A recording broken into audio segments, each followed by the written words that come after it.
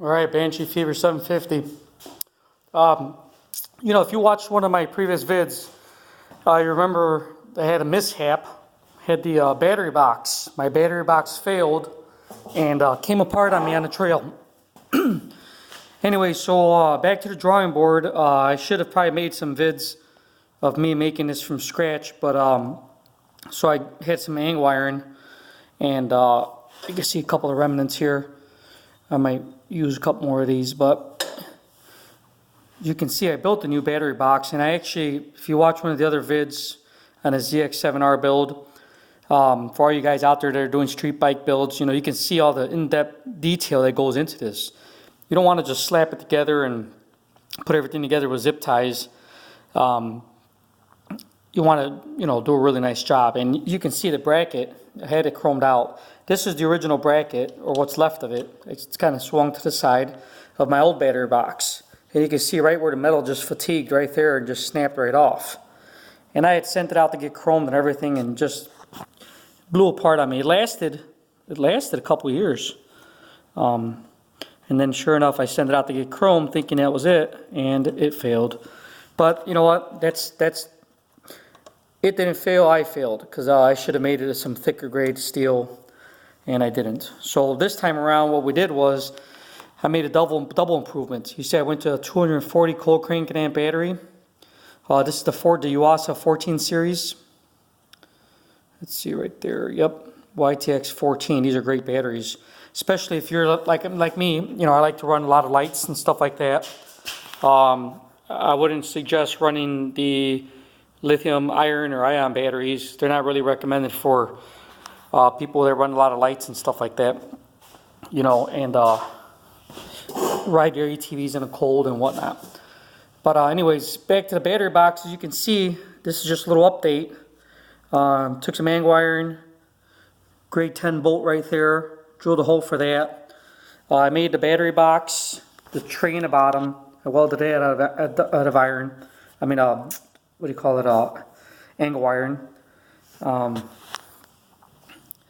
It's really solid. I welded it inside and out, ground some welds, and I was up to about 4:30 in the morning. So some of the welds aren't the best, but they're strong and they've got good penetration. So therefore, should last me a while.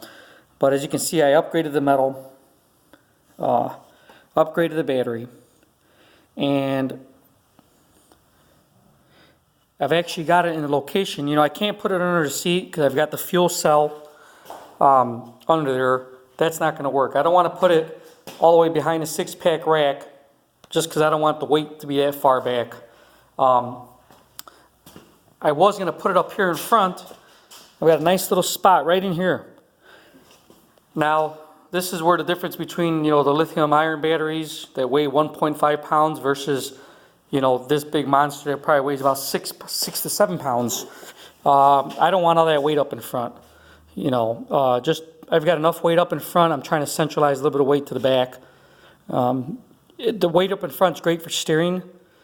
You need weight in back for traction. If you're riding in the sand dunes, you don't want to be buried in the front and have less traction in the back. So I'm trying to balance it out a little bit here and there wherever I can.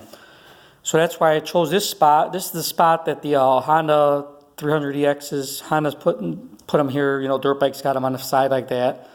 This is, for me, I like it because I can have access to it. If I really want to, I can make a nice little cover on this, put a chrome cover on there, make it look real pretty, and I may do that, out of some thin tin. So, but for right now, I wanted to share something with you guys, take you for a little ride here, in my little fabrication world. This is, part of the having a ZX7R or some kind of a hybrid street bike power toy, is that it's a lot of work, a lot of details. I ride mine on the trails mainly, so, this thing gets beat, you know what I mean? I'm going over rocks, boulders, side to side, mud, roots, so it's not a sand toy. This thing's a trail machine that gets ridden hard. So let me walk you through. I'm going to clip you on right here, take you for a little ride. You can see it through my eyes, so to speak. All right. So what I was doing here was I've got one, as you can see, I got this main angle iron here, support with a 10 grade bolt. And then I've got the lower base, which I'm going to put a strap on it.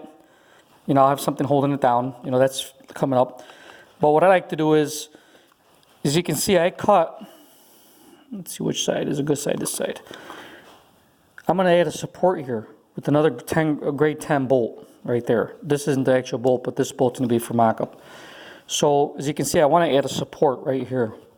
You can see how that goes. I'm not sure if the camera can see it or not, but see that? Now see how that's too long? So I can measure, you know, from this point to the bottom or this point for the top, but, you know, in order to make it fail safe, what I do is I just make a template. You know, it's kind of fun. Just sit here listening to music and, you know, I know that this isn't a video on paper mache, just so you know, but I'm just showing you. I took a piece of cardboard and some thin cardboard, and I made kind of a template of the work I'm working with. See? Let's see that? That's kind of the way it's going to go, you see? Now, when you make a template, it's dead on. You know what I mean? You can play around with this cardboard, redo it. When you work with a piece of metal, you know, I don't have much stock. I mean, I've got a lot of bar stock and stuff, but I don't feel like cutting any more down. I just don't feel like dealing with that. So, you know what? I'd rather make a mistake on cardboard. I can always go get another piece. But as you can see the angle there? So now what I can do is I'll screw that in. All right. I'll get that screwed in. It's got a little thread lock on here. This is just a little vid, you know, this might help you out. It's freezing outside. Right now it's about 14 degrees outside. It's cold out there. So you kind of leave it loose. That's roughly where it's gonna, you know, you want to get it as close as possible to home. So I would say that would do it. All right. So now what I'll do is I'll just cut a little bit, just to get me close. See it? I'm gonna inch my way up.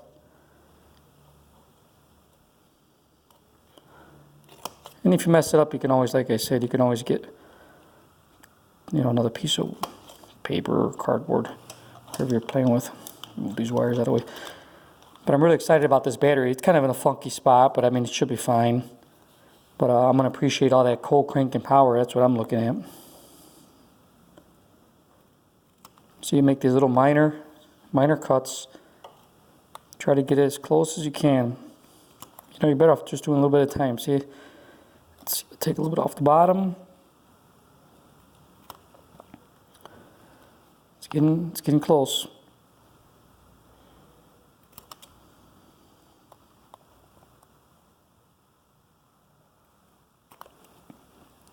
All right, let's see where we're at.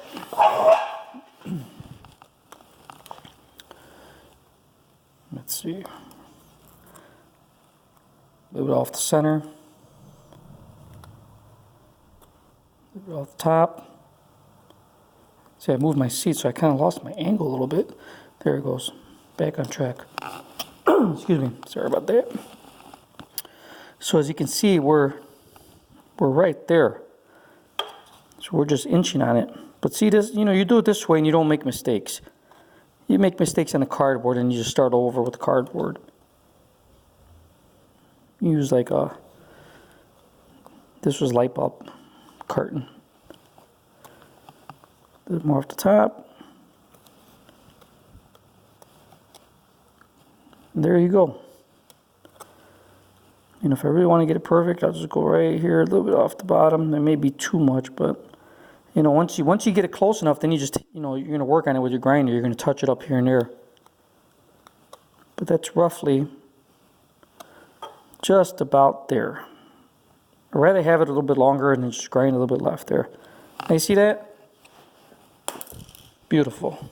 So that'll be one of the supports. Bear with me, I'm going to grab my phone now. That should work out pretty good.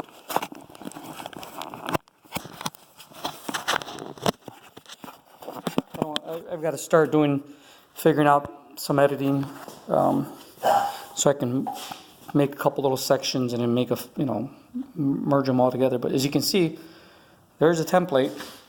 There's the battery box. Now this sucker's not going to go anywhere. I mean, this thing's in it. Wherever the ATV goes, this is going to go. I don't think this is going to fatigue like the other bracket that I made did. And like I said, I updated the battery so the box is a little sturdier. But there you go. See that? All I did is I trimmed this down. This is a piece of cardboard. Trimmed it down. Save the metal. Now, the next step is, what I'm going to do is just take this template back off now. And once I get the template off, then I just got to put it on the, let's see, it's probably a lot funner to look at the ATV, isn't it? It's kind of a mess right now. All right. So there you go. Let's go try something out. Come off to the workstation. All right. So there you have it. Now comes the simple stuff. Now I just got to get this bolt off. Right here.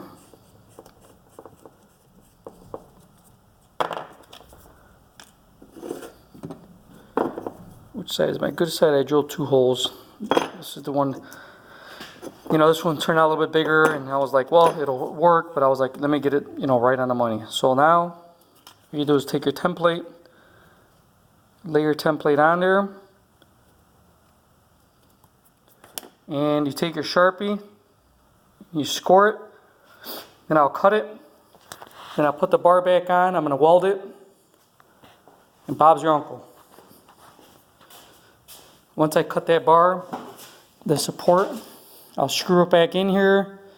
This battery doesn't have, this battery's not active, so it's dead. There's no acid in there, there's nothing, no hydrogen. So, I'll probably take the battery, leave the battery, I need the battery there for my spacing, but what I may do is just put the bolt here, put the piece of metal and just give it a real light, just a little tack. Just a little tack. Just very light, no heat. And then what I'll do is I'll take the battery off the box and then put it back on there so it stays in place. Put a piece of metal here to protect all my wiring and plastics and just lay into it a little bit on each side and pull it off and then weld it. And I can always bend it back and forth how I want it. So that's it. That's just a quick tip for your street bike powered guys that are building your ATVs right now during the off season. I haven't heard back from my rims. I got the rims out, powder coating. The innards are going to be, they're beadlocked, so the innards are going to be, they're going to be orange and the outers are going to be blue. So that'll definitely button this up a little bit. Got some heel guards on order. So make a few changes this year, during the off season. All right, Banshee Fever 750. Don't forget to subscribe. And if you like the video, give me a thumbs up. As you can see, this has been progressing over the last few years. So it's turned out really well. I'm really happy with it. There's another project I have coming up that I'll be posting, but this is my 3rd street bike build so far. So this one turned out the best so far. So Banshee Fever 750 out.